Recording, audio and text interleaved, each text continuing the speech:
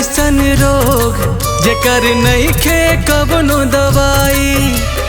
एह दुनिया में प्यार निभावल मुश्किल बाए भाई। प्यार है ऐसन रोग जेकर नइखे कवनो दवाई।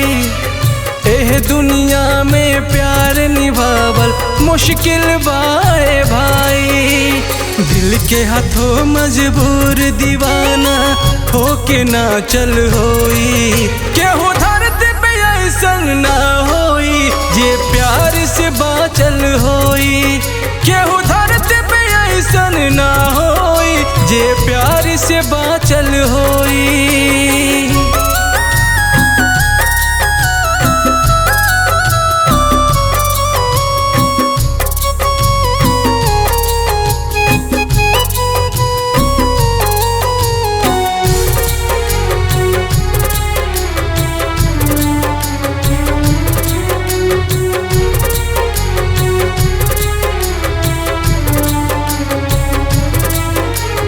आँखिया रहेला बस सनम के इंतजार में। प्रेमी के पागल लोग कहेला प्यार में। आँखिया रहेला बस सनम के इंतजार में। प्रेमी के पागल लोग कहेला प्यार में। दिल के दीवार पे दरार पड़ल होई चिचरी खाचल होई। केहू धरती पे ऐसन ना होई जे प्यार से बाचल होई। केहू धरती पे ऐसन ना होई जे प्यार से बाचल होई।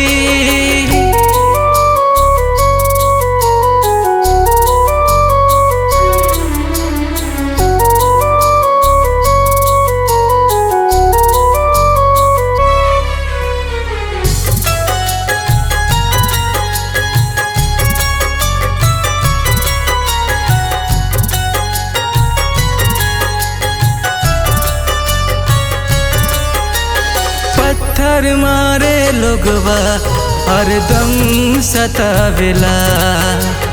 प्यार करे वाला के जियते जी जरावेला।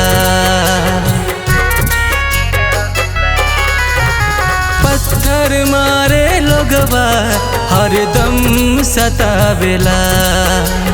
प्यार करे वाला के जियते जी जरावेला। अंशु कहे राहुल रसिक सब लोग जाचल होई। केहू धरती पे ऐसन ना होई जे प्यार से बाचल होई। केहू धरती पे ऐसन ना होई जे प्यार से बाचल होई।